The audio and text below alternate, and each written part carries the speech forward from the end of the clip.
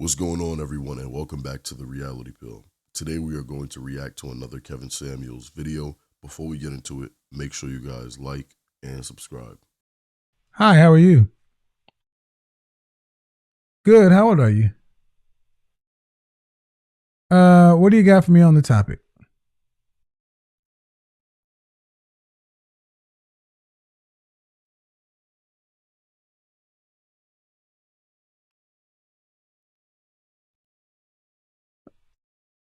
If you are or consider yourself to be a high value woman, do you think then that you should settle then for those kind of guys? Okay, hold on. You just said I said that women should not settle.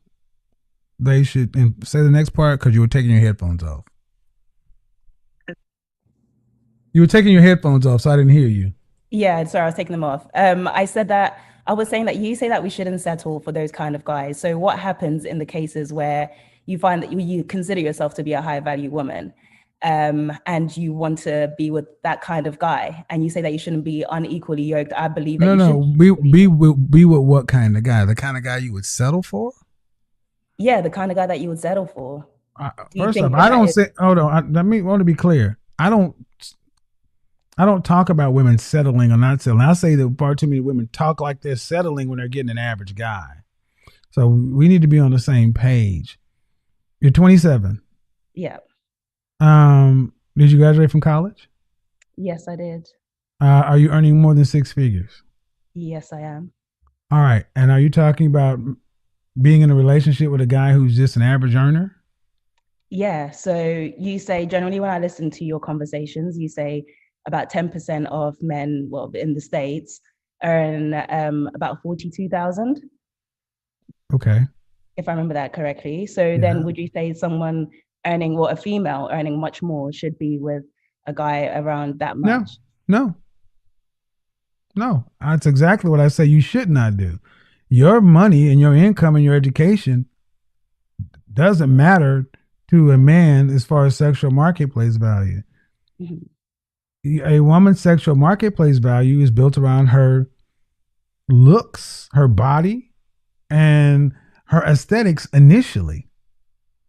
That's the disconnect, because many women who tend to earn more tend to not have the other things that men want, meaning they tend to try to compensate for their lack of fitness or beauty by income and education. And men don't care about that. Now, really? Men don't care?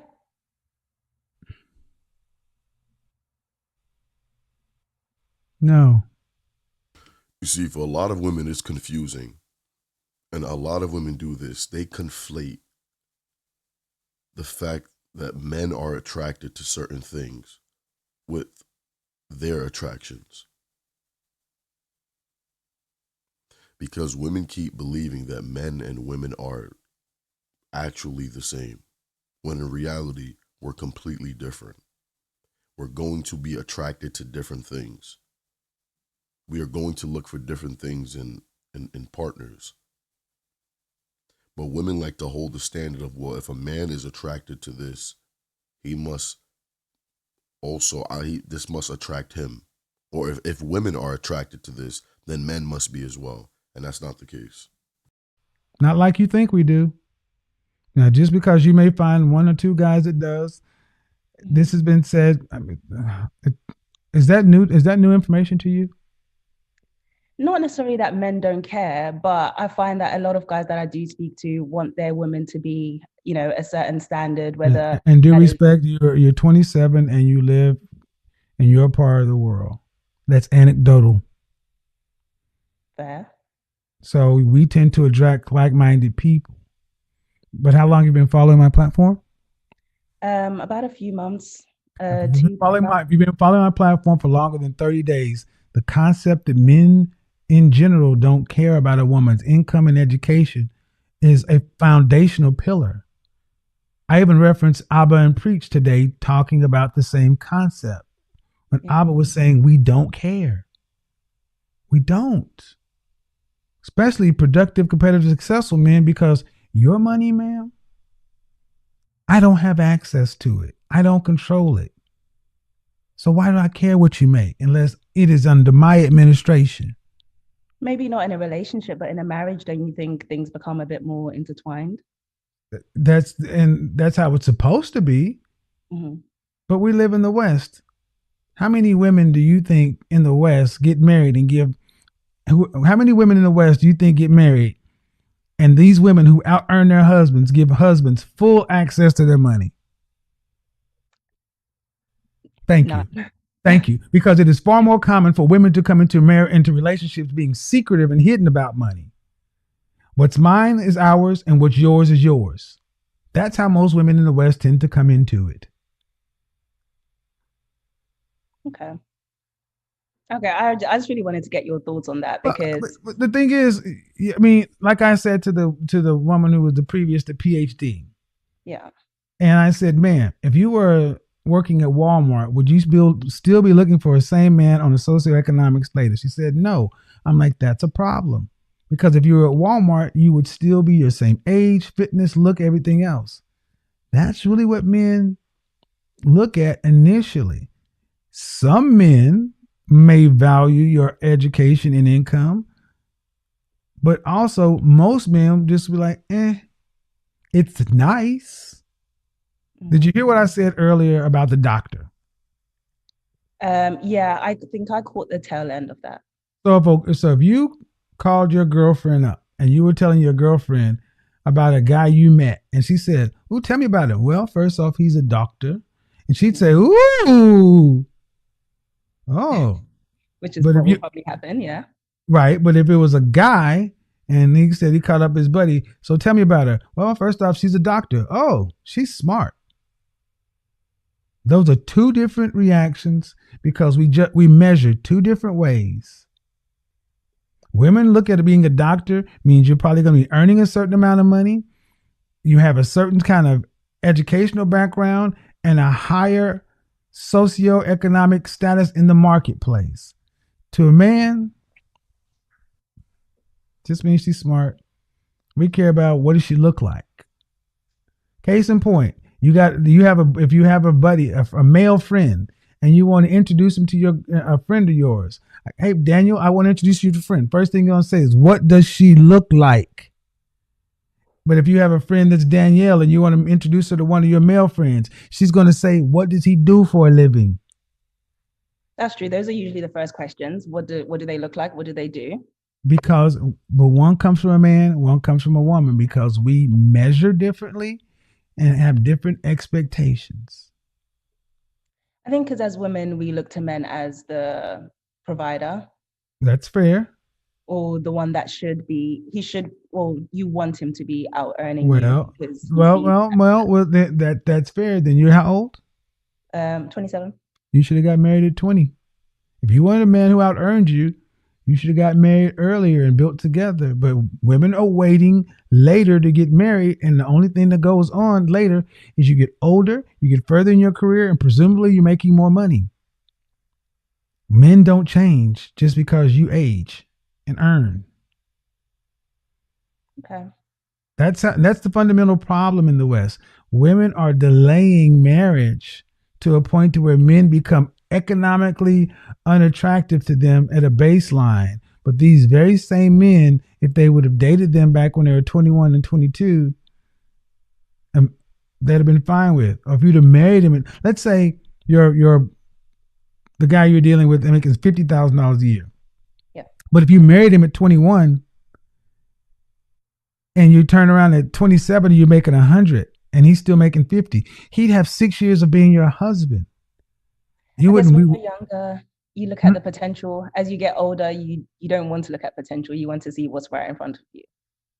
And I've noticed that definitely does happen. Well, but the point is, if he married you at 21, y'all had 6 years into the marriage. Your income would have increased, but you guys would have still been investing into one another. Now it's like, well, I'm making up here. The thing is, if women start earning higher, hypergamy, meaning women tend to want men to have at least what they have or more. So if you're making 6 figures, women tend to want men who are at least on that level. The difference is those men want something too. See, what we assume in the West, we've told women that you can want what you want, and then the guys you want are supposed to be blank slates. Go back to the PhD, remember? What do the 5% of men who earn the kind of money you're talking about want? And all you heard was crickets and laughs. She was completely out of her depth. She didn't know what I was talking about. But just to go back on your point where you said you should have got married at 21. I mean, I grew up in London, and I didn't know many guys that wanted to get married at that age. Well, I didn't say you should have married a 21-year-old guy at your age. I believe you should be age gap dating. Is Jessica in here? I've told you, you guys should be dating guys, especially if being a traditional woman is a big thing. Men don't hit their earning stride until 45 to 55. This is why in the Eastern Europe and in South America, in places where they're more patriarchal, men being 15, 20 years older than women are expected, because you have to be able to take this woman from here and provide for her. Either you get married to a young guy early on, but that's not happening in the West as much, because honestly, relationships are not being really pushed. And for every woman that may want to get married or be relationship minded, far more women are looking at men at that level and saying, "You too broke to date me." So that means if you're a woman who's relationship minded, you're going to have to end up age gap dating. If you're 21, dating guys who are 30.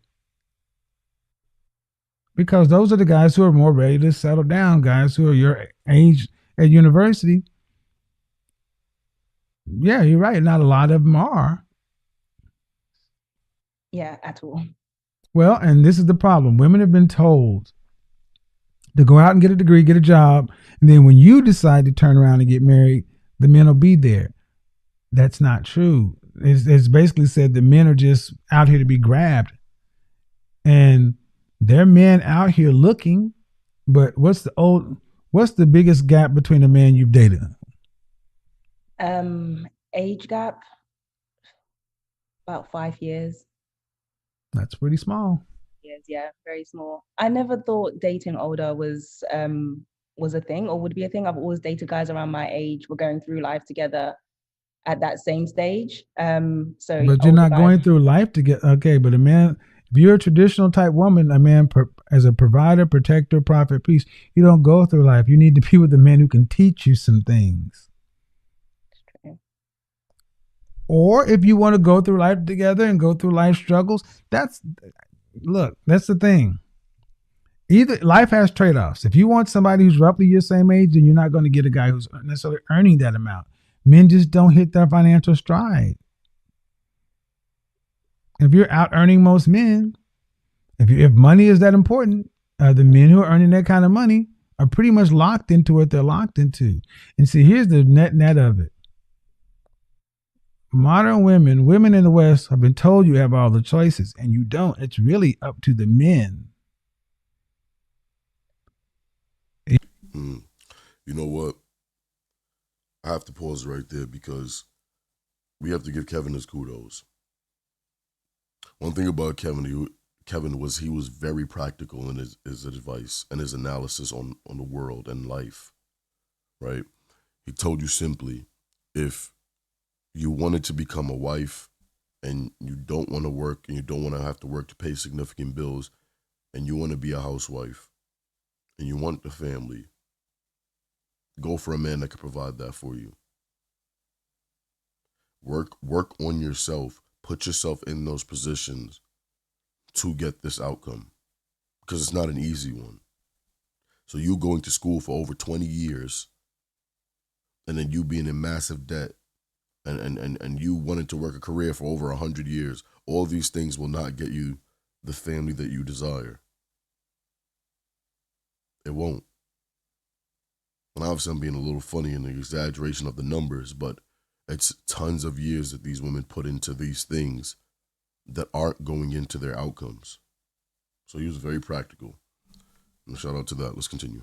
It's up to you. Any choice here in this? Not when it comes to men. No, we have the choice. See, let's say you want a man who's making 6 figures, right? Right. There's only a certain there's only a certain amount of those men, and there are millions of women. If there are less than 200,000 of those men and more than 7 million of those women, who has the choice? The 200,000 or the 7 million? The 200,000. Right. And it's up to you and the 7 million to separate yourself from the pack. That's not the story that's told. The story that's told is you guys have the choice. That these guys over here are supposed to come woo and seduce you. And they're like, are you kidding? But how many women are out there that are fit, feminine, and friendly and fall into those categories of things that you said? And how many? How many? Yeah, how many? There's a new 18-year-old every day. That's the truth. There's a new one every day. Every day. And that's what I said earlier. And the chicken fried steak and meatloaf thing. It's like, well, yeah, but how many of those, which is by extension saying, yeah, but what men want really is that rare? No, it's really not. Because we live in a world that's connected by these things. And the men you're talking about have resources and access. And there's no problem for a man with resources and access to travel or get what he wants flued in. If he can't find it in London, he may go over to Scotland, Ireland, maybe New Zealand, hell, maybe the States. But bottom line is, we got time. Does he have to get it now? No, he could be 40, 35 years old. He could wait till he's 40, 45, and he still get it. You don't. And see, what I'm saying is women have to start moving with a plan, date with a purpose, and move with a sense of urgency, because you've been given a lot of faulty information that if you look on your left ring finger, you see ain't working too well. Well, I mean, that's what I realize now. I mean, I live in the Cayman Islands now, and I just realized it's going to be much easier to date guys that are older if that's what I'm looking for. Dating. Now, understand something. I keep score differently. Okay. Dating, hooking up, dealing with don't matter. Marriage is the only score that matters over there. You may be able to have lots of can you date these men, or do men come to the Cayman Islands looking for wives?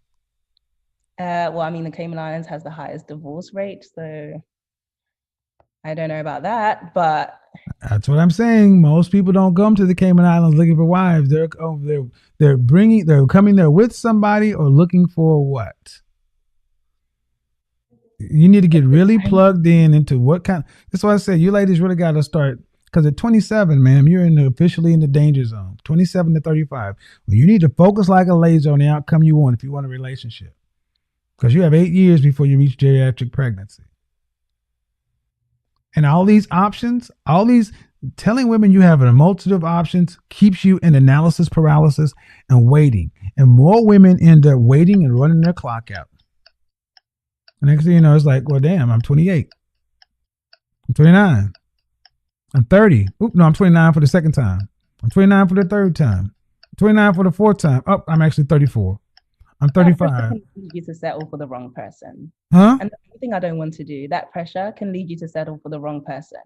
See right there. See, now it comes out. Here comes the woman of the West. How dare you talk about settling? And now here comes the woman of the West. Here they go. They never make settling. How dare you ladies talk about settling? These things are what keeps you simple. Settling for the wrong person. Listen, young lady, and listen here. Get rid of these Disney fantasy notions of love. You don't marry for love. You marry for duty and respect, and love comes later. Love comes after.